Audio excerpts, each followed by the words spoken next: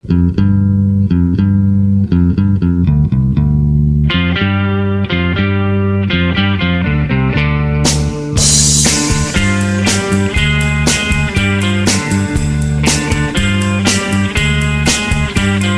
hard world to get a break in, and the good thing haven't taken.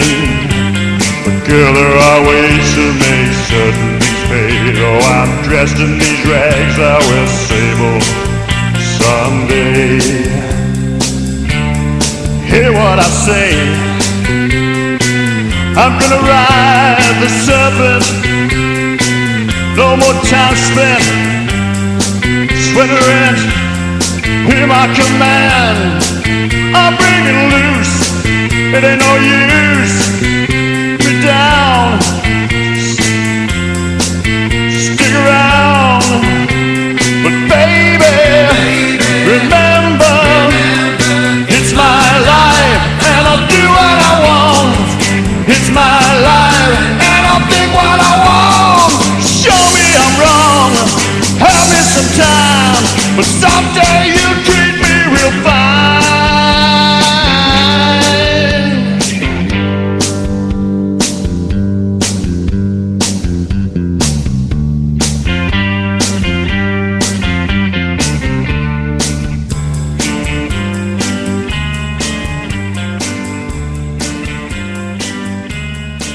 Now there'll be women and a fortune who just want. Ladies and gentlemen, boys and girls, citizens of planet Earth and beyond, stretching far into the galaxies, as far as the eye and the imagination can take us.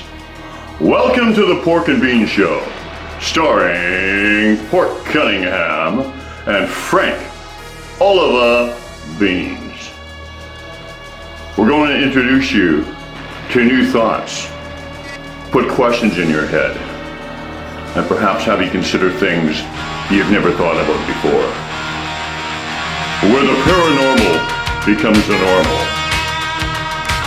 where unreal becomes real, and where love is everything. Fasten your seatbelts and enjoy the ride.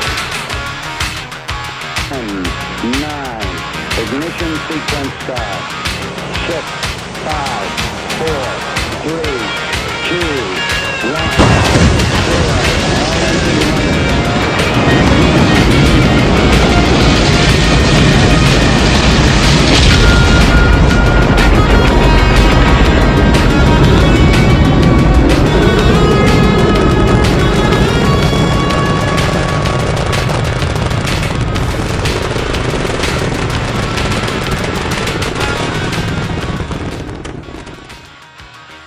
Hello, everybody. My name is Pork Cunningham. This is my astute, scholarly partner, Frank Oliver Beans.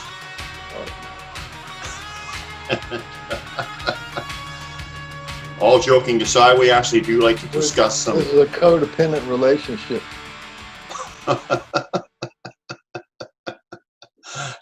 Absolutely, and there's something seriously wrong with that. You ever heard that famous saying, it takes two to have an interview? Yeah, and it takes two to have a codependent relationship. I've got to figure out exactly the relationship between the interviewer and the interviewee, but I think I remember now, so this is going to be my first attempt. So let's... Well, let me define it for you, okay? If you're going to do an interview with somebody, then what you're doing is giving them a gift. It's not for you. It's not for you to hog all the fame. You're giving, yeah. See, I don't like that part. I know you don't, but I'm just saying this is the discipline of an interview. Is you are giving the one who's being interviewed a gift, and they can say stuff like, "Oh, this is my CD," or whatever it is that they're doing, you know, or this is my book, or this is my story. And that's a gift for them. They get all thrilled, and then you've done your good deed for the day, and the audience likes it and everything. But if you do it the way I do it, I talk all the time, and I don't let the interview person say anything, all right. See what I'm saying? That's how it works. I'm going to try to do it the textbook way. I'm going to try to actually say a few astute things here and there, which is, odd in itself. Then I'm going to step back and let you actually say your story. We're going to try it the traditional way. So, okay. So anyway, what I actually did want to talk to you about is, we've talked about this before and you've touched on it before. You've said you've met maybe a handful of people that you would consider to be enlightened people. So you wanted to hear my story of the first enlightened man I ever met? Go ahead. I was like a child of the 60s. And so I was born in 1950, so I was my teens and 20s in the 60s. So, I did the usual recreational drugs and exploring and Ram Dass and the Beatles and the Who and all that stuff, all of the music and all the whole thing. So that was kind of basically where I was at, kind of like, I did a lot of fishing and skin diving, all this kind of stuff that you do in Florida. So I was kind of like a redneck hippie, I guess you could say, redneck hippie. More on the redneck side, and I'm not particularly conscious. But first, before I tell you about this meeting that I had in Coconut Grove, Florida, which is a suburb of Miami, Florida, let me explain what sort of different levels of consciousness are in terms of gurus and enlightenment. The first level would be the knowledge of God, right? Now, there's all the people who go to church, and almost everybody has the feeling of that's a God. When people get in the spirit in a church, they feel that devotion, or they feel something for God. That's the knowledge of God, and it's clear to them that that's the God energy. And then the second level up from that is what's called God realization. And that is where you get initiated, or you do practice, and you do meditation. When you do meditation, you lift up your energy vibration. And then from time to time, if you do, and this takes years to do it, by the way, then you can see glimmers of light, or have your head start to begin to be filled with light. It usually doesn't, sometimes they call it samadhi and some other things, but it happens for like a little brief second. You experience the pure energy inside you, and the light comes on, and then it goes away, and then there's the bliss and all that kind of stuff that comes with it. That's God realization. So first there's the knowledge of God that almost everybody has. You can have that knowledge of God from walking in the woods, or from going to church, or from any number of things where you just know that there's what it is. And there's the God realization. That's where you realize that the God is within you, and that you can practice and raise your vibration. And the next level up from that is to be an enlightened person. A true enlightened person is somebody who has the light on. They can turn the light on and keep it on, or it stays on all the time. And that also has in levels, and one level is that it's just good for themselves, and then the next level is they can transfer that energy. That when they can transfer the energy of the knowledge of God and the enlightenment over onto you, that's a guru. Guru means darkness and light. The one who dispels the darkness and reveals the light, that's a guru. So the guru is actually a transference of that energy from the enlightened being to the God realized man. See, so when you talk about an enlightened man, that means that they have the light on them, inside them, either all the time, or they can reach that and stay and maintain that. So in their meditations, they're full of light. Or there are other ones, they call them avatars, where the light comes in and stays like that. So I met one of these guys who was like that. So I'm just a regular person, not anything special. I didn't know that much about God. I didn't care anything about that kind of stuff. Didn't know what God realization was, and I had no clue what enlightenment was. So I just hang out with this guy, and we were talking about different stuff, and he was talking to me about this stuff, and I'm going, oh, that's pretty interesting. He said, yeah. He said, I became enlightened. And I go, and I didn't know what that was, so I was asking what is enlightenment? What does that mean? He said, then he told me the story about how he was living in this cabin up in the mountains in Colorado, and because he knew from the time he was a child that he was going to become enlightened. He was going to become an enlightened being. He just knew that's what. I mean, obviously, this guy wasn't normal. He spent God knows how many lifetimes doing some kind of meditation or practices or something or what. I don't know how you go about doing it, but anyway, he said he went out one day in his cabin in Colorado, and he was just walking down the hill, and this light came down from the sky and hit him on top of the head, and it was so strong that after a few minutes he just passed out. But his whole body basically turned to light. And then when he woke up from it, that light never went away. So from then on, for the rest of his life, he was an enlightened man. The light came on, the connection to source, that pure truth, consciousness, and bliss energy. True consciousness as bliss, and bliss is the true consciousness, is also light. So, and I'm sitting here right within like an arm's length of this guy for a whole afternoon, and I didn't feel anything that special. I thought it was like really kind of cool. It's like meeting somebody who was like famous that you don't know, right? Oh, so I was just hanging out with him, and we were talking, and he was telling me different stories and stuff, and I ended up dropping him off at some friends of mine's house, and that was it for the day. So it was basically maybe 3 or 4 hours, and I drove him around town because this guy didn't have anything. He was just kind of like an enlightened guy walking on the planet Earth, and I was driving him around in my car, and I had this I think it was like a 1967 or 65 Ford Galaxy 500. It was a 2-door, and it had the thing was like a tank, but the transmission was bad. It was bad on it, and I had that fixed. So anyway, I was driving around, and then that was, I think, on a Saturday, and then on Sunday, right? I didn't notice anything different about myself, but on Sunday, I was driving my car around, and the transmission just went, zoop, it went out. So it would only drive in first gear, and these the old cars in the 60s basically just had 3 gears, first, second, third, in reverse.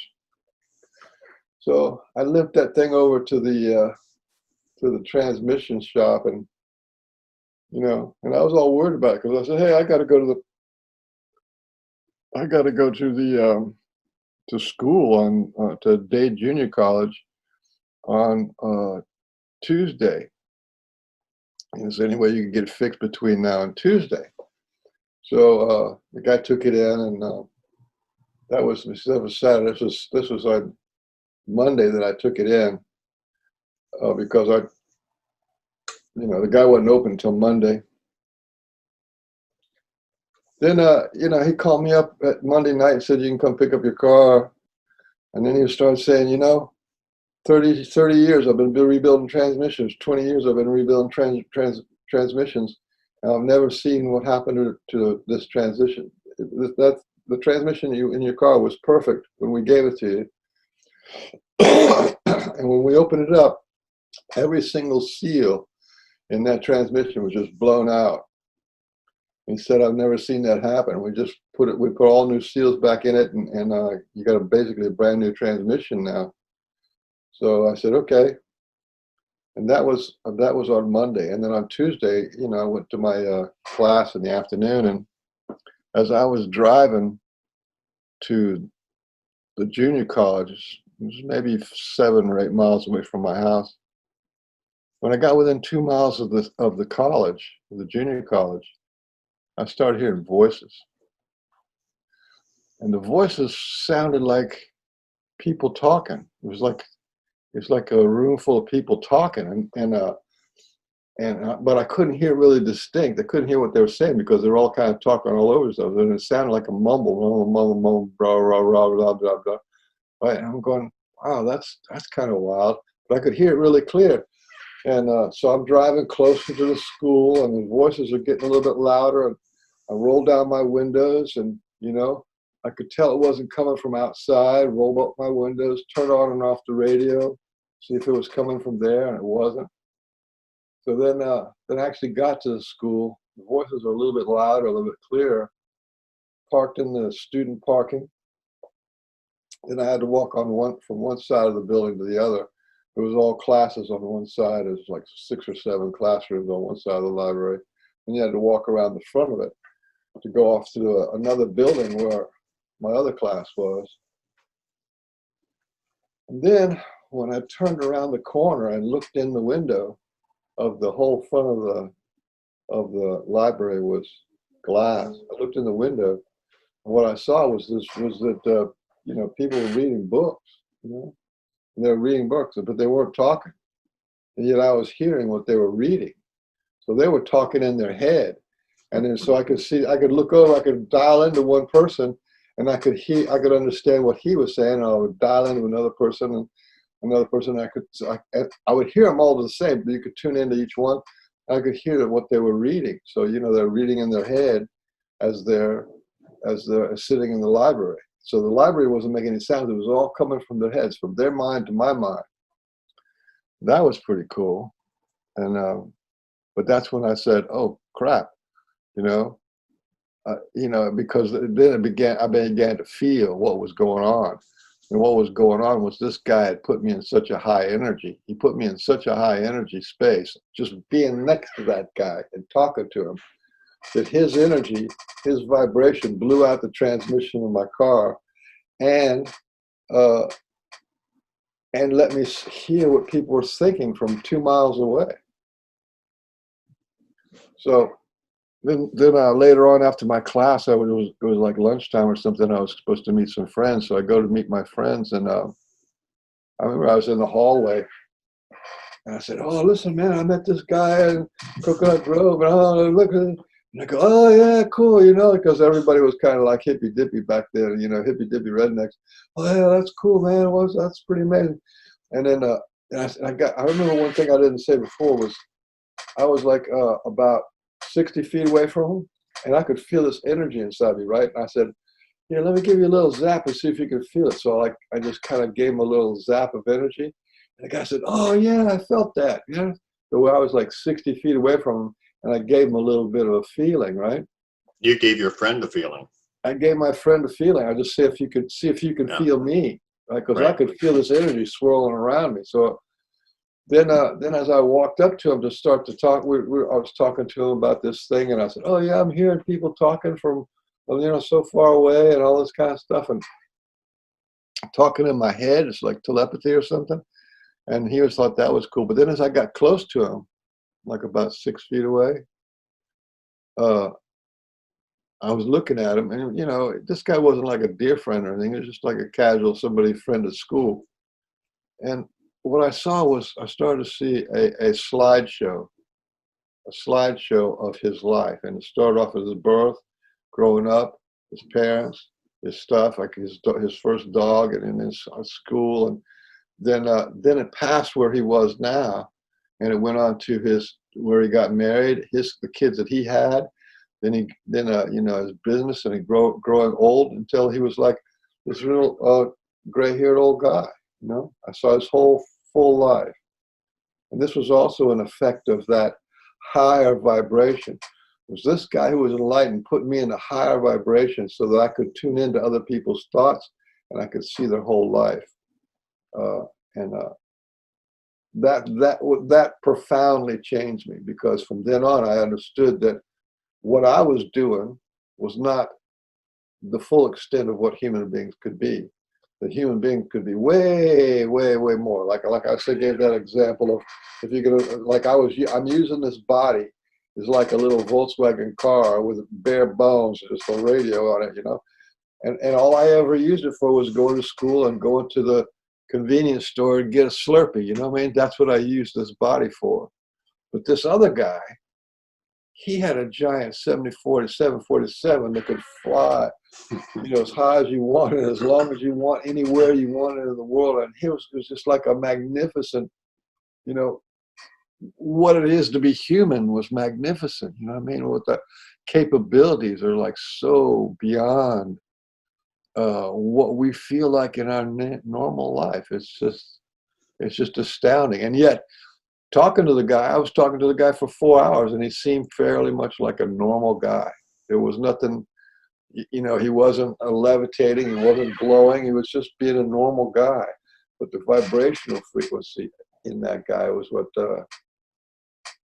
really changed my life. And it was from him that I thought, well, Jesus, if this guy can do it, and he's what you call enlightened, let me go around and check out if there's any more enlightened guys around, because like that was cool beans. You know what I mean? And then that set me on the path of like looking, always keeping my radar open for these enlightened guys, and that's why I've met 6 of them so far. Okay, so I want to talk about this first guy a little bit first. Maybe we'll do one at a time because it'll bring up different subjects. You know, everything that you said that guy could do, like, and don't get me wrong, and you probably experienced it too. This guy's on a completely different level, just like the Sasquatch are on a completely different level than him. So I'm not trying to compare in that sense, but all of those things that you said that guy can do, I've kind of experienced on a very rudimentary level. I can see like the kindergarten beginnings of it, you know, like that life review thing, the energy kind of thing, the feeling, the energy. It's so he's just and you know and getting zapped and feeling that connection to source or whatever. But I think the difference with this fellow is that, you know, he got hit up with it and it was on for good. Guys like you and I and other people, we've maybe just had a taste of it. You know what I mean? Yeah, I think a lot of people have had a taste of it. But even that, this is pretty dramatic to happen in one weekend, a couple of days. Yeah. Well, I mean, it's dramatic for us too, because once you've had a taste of it, then you're trying to, then you're searching from that point on. Because once you know that we're all one and all connected, and you feel that, and you get that download, and you feel it, you know, you just change from that point on. So it's this fellow's obviously lived, you know, been at a few rodeos where he's been very close to where he is before, you know, and so he's just further along his road. It's amazing. Yeah, he was a God-realized man for many lifetimes until he became enlightened, and enlightened means you don't go back. So, and that's a pretty high state. And he's, you know, like I did meditation for. Later, I found my own guru who could initiate me into that energy, and then I did a lot of meditation. I did like 13 years of meditation, and I was never able to be anchored in the light like that guy. The most I ever got out of 13 years was maybe 4 or 5 times where the light came on, and it was like, oh, cool, you know. Then it went away, but still. And I don't know how many lifetimes you'd have to do it to where the light comes on and stays on. But I tell you, I like to preface, like sort of make some kind of a conclusion here, a comparison here.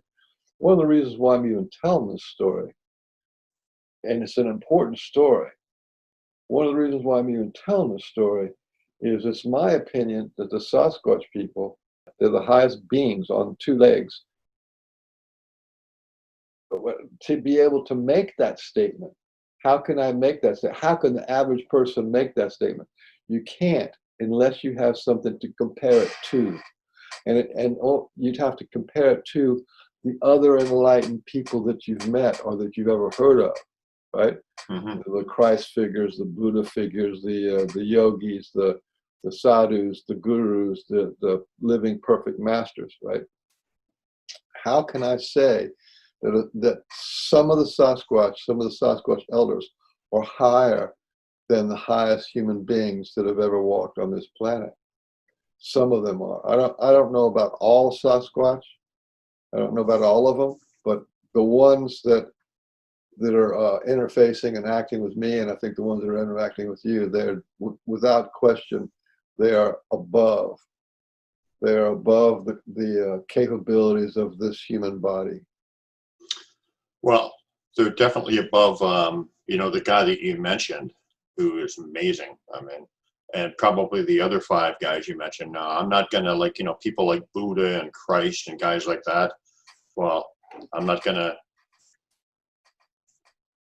make that statement with those guys, but generally speaking, as a general rule, yeah, they are far above any human being for their understanding, as far as like. It's their energy. The energy, Yeah. they're locked in. They're locked into a higher vibration, and Absolutely. I'm not saying all of them are, but for sure, there's enough of them. Like any of the Sasquatch who can go invisible, any of the Sasquatch who can mind speak, any of the Sasquatch who can look at you, get close to you, and review your whole life. All those guys are at the guru level, enlightened level, and above. Right. No, I agree with that. Absolutely. So my term for them is archangel class earth spirits. So there's levels of beings, right? In terms of humans, you can get up to enlightened masters, and then you start getting up to this to the angelic, and then all the way up to there's like 4 levels of angels. Like there's the first, second, third, and fourth order of emergence of angels. Then below that is the cherubs and seraphims. You can go all the way up to the angelic realm, and then above the angelic realm is the archangel realm. Yeah. So that's who I think these guys. That's who I think these guys are. And if it's not, and I really don't see how they could all be that, but for sure, their masters, the Sasquatch masters, the Sasquatch teachers, the Sasquatch leaders, the ancient ones, they are that, no question. Far and away above their understanding. What we can conceive of as being normal human beings. Far from what we, maybe some of our masters and our Satgurus, they can conceive of what's going on, but we can't. We don't have the vibrational frequency to reach where they are. No. And yet they play around, they make jokes, they're real simple. A lot of them don't teach with words, they don't interact. The thing is this thing about mind speak and communication level. When you're an energy being, and you're primarily an energy being, then it is really low vibration to talk at all. To communicate. So I don't know about your interactions, but the interactions that I've had with my Sasquatch friend has been with no words. 100% of it has been no words. Only one word was spoken to me the whole time of my relationship with my Sasquatch friends. And the rest has been nonverbal, energetic, understandings, stuff like that, and they brought back memories and given me experiences and all kind of stuff, but not with words. Oh, I've had words. Words are on a kind of a lower vibrational frequency. I have had words like mind speak or whatever, but normally it's like what you said, thought placement, or exactly as you described it. Knowing. Yeah, knowing. Yeah, absolutely. Absolutely. So let me tell you one other story. This is for the researchers out there who talk about eye shine and eye glow. One of the second enlightened man that I ever met was this guy named Sri Chinmoy. And Sri Chinmoy, he was the guy who I was telling you about, who he was going to give a demonstration, going to give a talk, and it was at like a theater.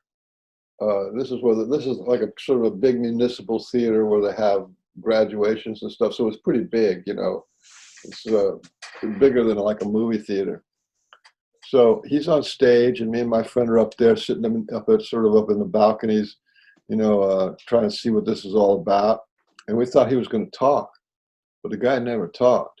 So what they did is they brought down all of the lights in the theater, right? He was just sitting there like this, you know. Maybe he was sitting there like that. I don't remember, but he was just sitting there. They brought down all the lights, and then they put this real soft spotlight on him. So it's just like, basically, it's like a little bit like candlelight. So even though it was dark, you could still see him, right? Okay, so he's sitting on stage, and there's probably about maybe 200, 300 people. So where everybody's kind of scattered out. It wasn't like thousands. This guy's name was Sri Chimoy, which means he didn't consider himself as a monk or whatever those kind of things are, but that was like a certain level of attainment that he had, Sri Chimoy. Anyway, so what he did is he just scanned the whole theater real slowly. He sort of like looked at every single person in the face, you know, and so he was just. But first of all, he kind of sat there and cooked and got his energy up. And then since we were at the far, you know, I guess it was stage left. We were on the right side of the stage, but his left. And we were kind of up, so we were like the last ones that he saw. And when he looked past us and looked at me and my buddy, this guy had white blue light coming out of his eyes. It was like he had LEDs. It was like he had LEDs in there, and it was a soft, but it was very clear. And when you looked into his eyes, you could see that the light wasn't coming out of his eyes. That's not what it is. The light was inside him. The light was inside him and coming through his eyes. He was the light. And the reason why I wanted to say this is because there's a lot of people who have seen Sasquatch, you know, like if it's an eye reflection from when you put like a flashlight or something in a Sasquatch's eyes, you're going to see red or some other kind of color, right? That's the eye reflection. And with a camera and a flash on the camera, they call it red eye, you know? That's a natural thing. You're seeing the light bounce off the back of somebody's eye. But when it comes out as a light or a different color light, like a blue or a green or something, or an orange light, you can actually see it. And there's people who report when Sasquatch are looking around that they actually light up a little area, you know. What that is a teaching. They're teaching those people, whether they don't know it or not. Subconsciously, they're teaching the people that I am a light being. You are looking at the light of God. You know what I'm saying? When the light inside of us is the light of God. When it comes in and out your eyes, like there was this guy Sri Chimoy, that's the light of God. That means that guy, he is in the light. He is in samadhi. He is in the bliss right then.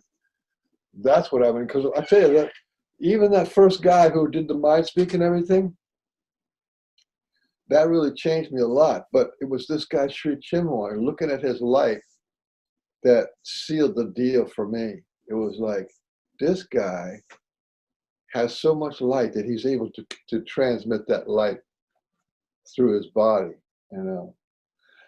So the Sasquatch, a lot of stories of Sasquatch being able to do that. Let me ask you something. People not knowing it. Well, eye shine, they talk about eye shine, and this eye glow and all that. And you hear people talk about it all the time. They have no idea that they're looking when they look in the eye of a Sasquatch and he's giving light and the light comes out of his eyes like a real soft LED, you're looking at the light of God there.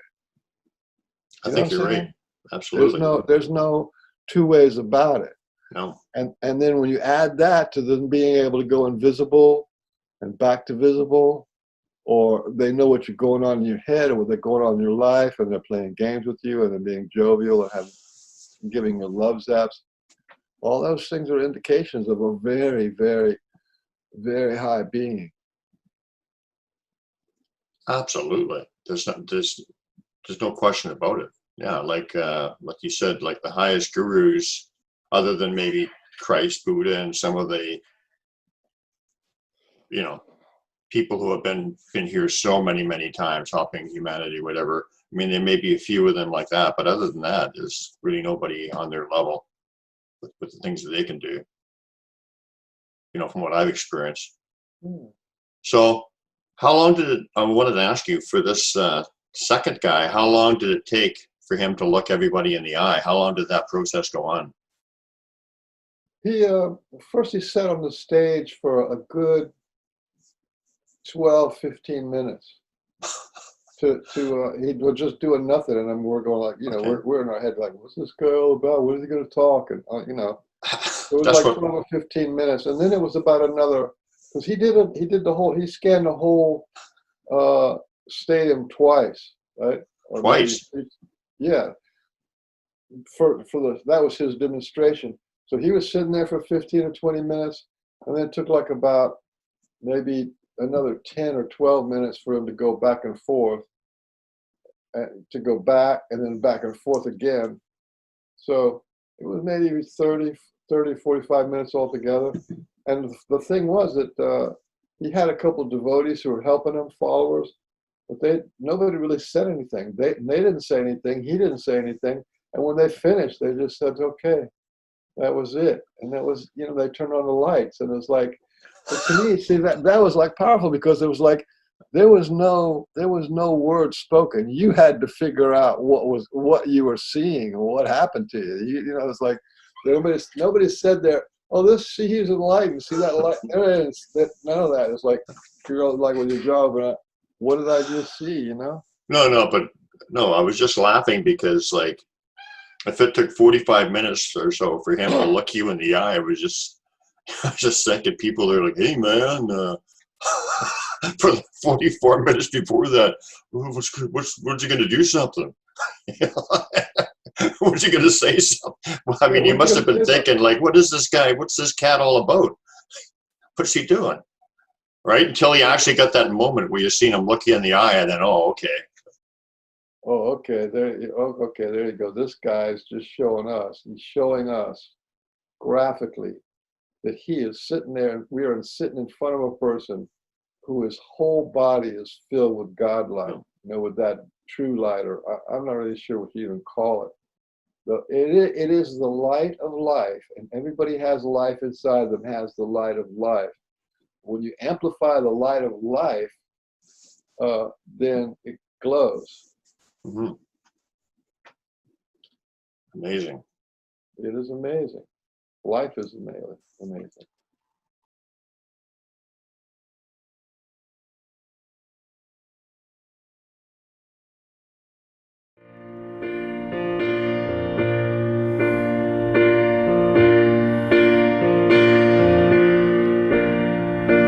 My heart was broken. My heart was broken. Sorrow, sorrow, sorrow, sorrow. My heart was broken. My heart was broken. We saw it, you claimed it, you touched it, you saved it. My tears are drying, my tears are drying. Thank you, thank you, thank you, thank you. My tears are drying, my tears are drying. With beauty and kindness make tears clear my blindness.